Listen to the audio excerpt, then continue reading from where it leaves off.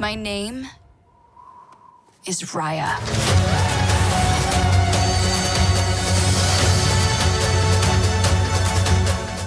Hi, I'm Kelly Marie Tran, and I play Raya in Disney's Raya and the Last Dragon. I'm Don Hall, one of the directors of Raya and the Last Dragon. I am Carlos Lopez Estrada, another one of the directors of Raya and the Last Dragon. I'm Kui Gwyn. I'm one of the screenwriters for Raya and the Last Dragon. My name is Adele Lim. I am the co-writer of Raya and the Last Dragon. And my name is Osnat Shur, and I am the producer of Raya and the Last Dragon. I think one of the biggest questions on everyone's mind is, how does it feel to be Disney's first ever badass Southeast Asian warrior princess? Oh my gosh, thank you for putting it that way. Yeah, she is badass.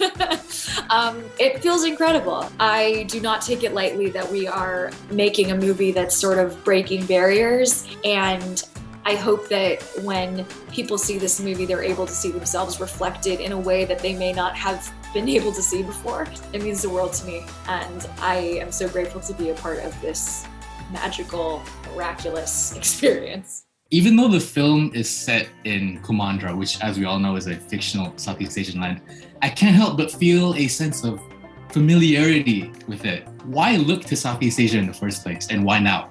So the decision to really look into the varied cultures of Southeast Asia as inspiration for a film happened, about 5 or 6 years ago, well before we came on the film. I think a lot of it was about, in terms of just cinema, it's a very underrepresented place in the world. And not only that, but there were, trips taken by some of the filmmakers and filmmaking teams early on, and just fell in love with the region. It's also just a great area in the world, because not just the architecture and the foods and things, but like when you're doing a big action adventure movie, one of the most fun things to highlight is obviously the martial arts from the region. A Disney movie that has a warrior princess as its lead doing Pinjak Salat and Muay Thai and Arnis and traditional Vietnamese wrestling, that's a very special thing that you just don't see every day. And that was something that was very exciting to put on screen. Even though the story went through a lot of transformations, from the very beginning, at its core,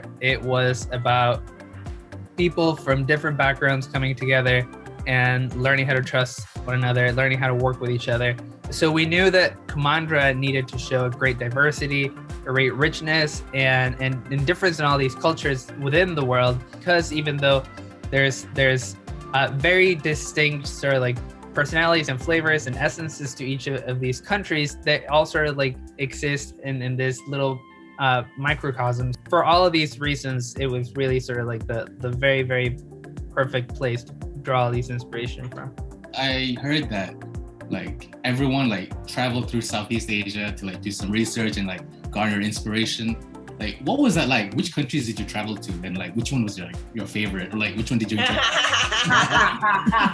The correct answer is Malaysia. Malaysia, I know. We learned so much in each place. It was different. The beauty was everywhere.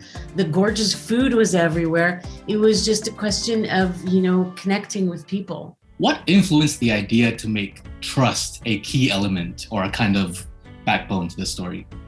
These movies are incredibly personal. We spend a lot of time really thinking about what it is we want to say. And we knew that what we were all drawn to talking about is how in a divided world, in a divisive world, we all need to come together for the greater good. But it wasn't until later that we found the focus point of what that is. When Dawn and Kui and Carlos joined us, we honed in on trust.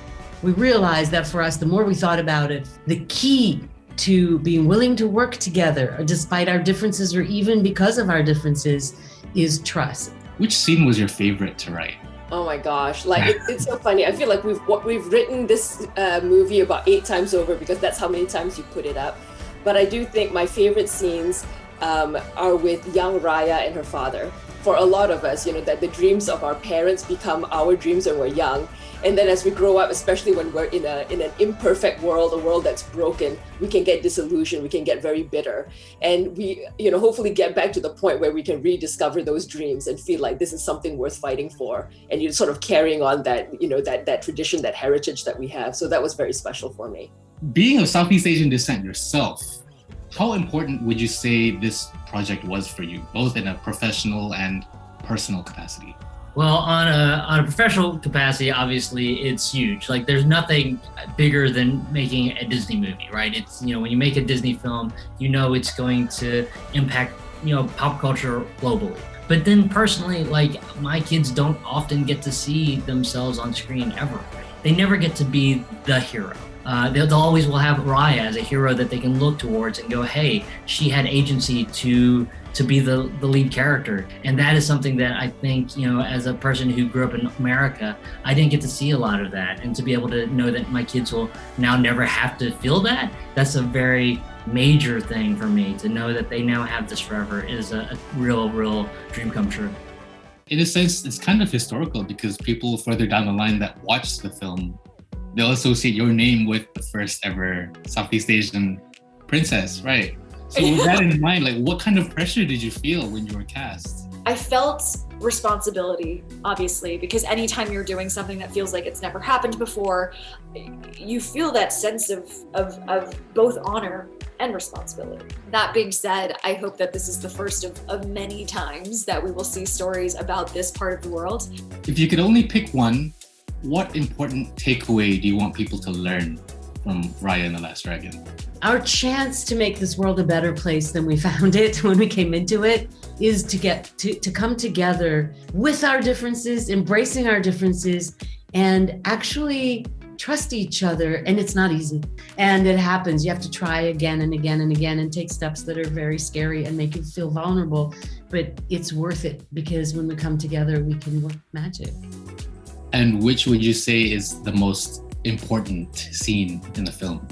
I think the most important scene is the scene where Raya takes the first step.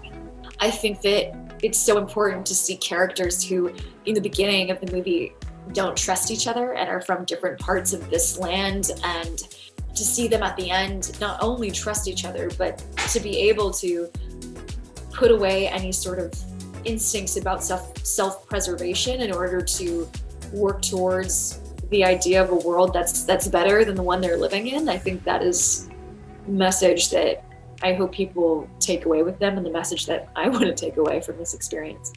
The world's broken. You can't trust anyone. Maybe it's broken because you don't trust anyone. You just have to take the first step.